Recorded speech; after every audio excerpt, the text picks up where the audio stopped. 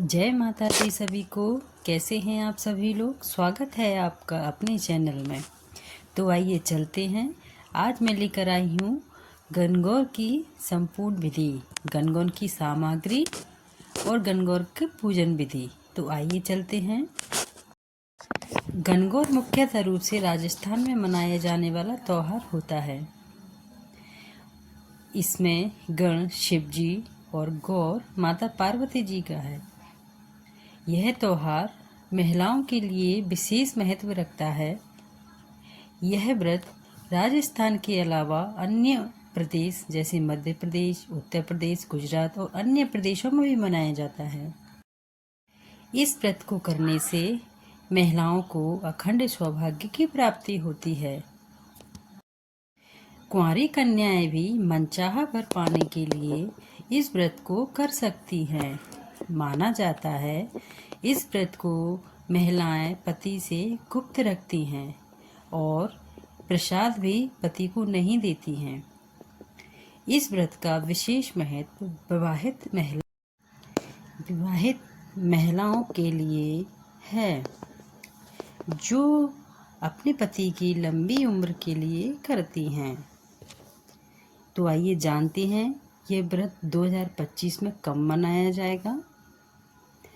चैत माह के शुक्ल पक्ष की तिथि को यह व्रत आरंभ होगा, यानी कि 31 मार्च सुबह 9:11 पर होगा और इस तिथि का समापन 1 अप्रैल सुबह 5:42 पर होगा।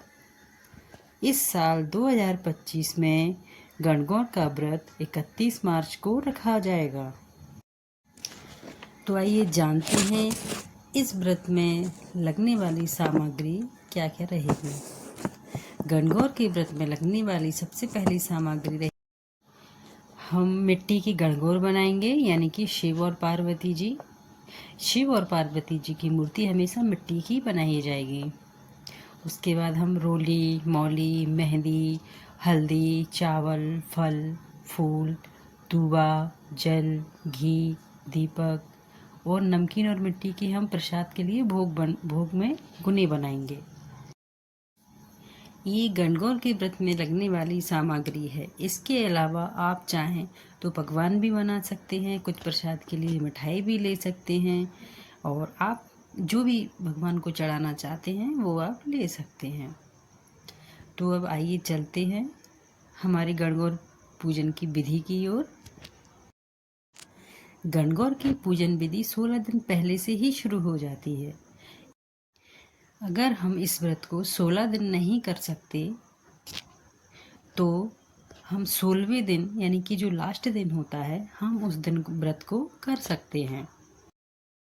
सबसे पहले हम सुबह जल्दी उठकर नहा धोकर स्वस्थ वस्त्र पहन लेते हैं।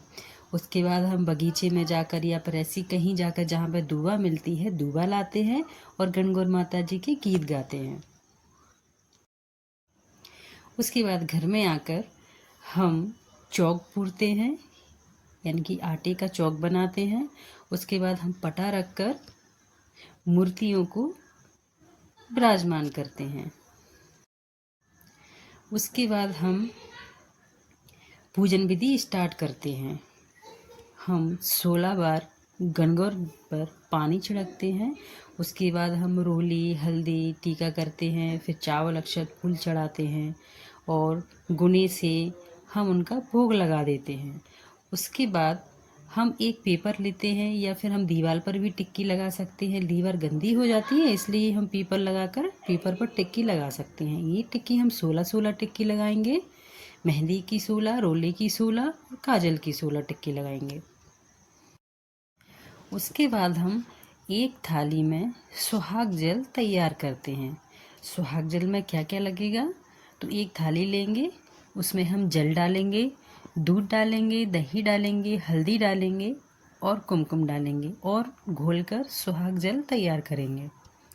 फिर ये सुहाग जल दोनों हाथों से धुआ लेकर सुहाग जल पहले गणगौर पर छिड़केंगे, फिर अपने ऊपर 16 बार अपने ऊपर छिड़केंगे।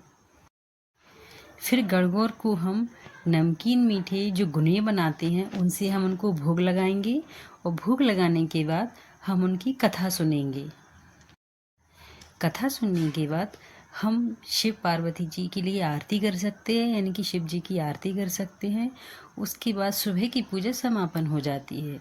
फिर शाम को हम अच्छा सा मुहूर्त देख के गणगौर को पानी पिलाते हैं और उसके बाद गणगौर का हम विसर्जन कर सकते हैं। विसर्जन के लिए हम घर पर भी किसी टब में किसी में पानी रखकर उनका घर पर भी विसर्जन कर सकते हैं, या कोई आसपास तालाब नदी सरोवर में हम जाके उनका विसर्जन कर सकते हैं। तो गणगौर की ये रही संपूर्ण जानकारी, विधि, सामग्री। आप कमेंट्स में बताइएगा आपको कैसी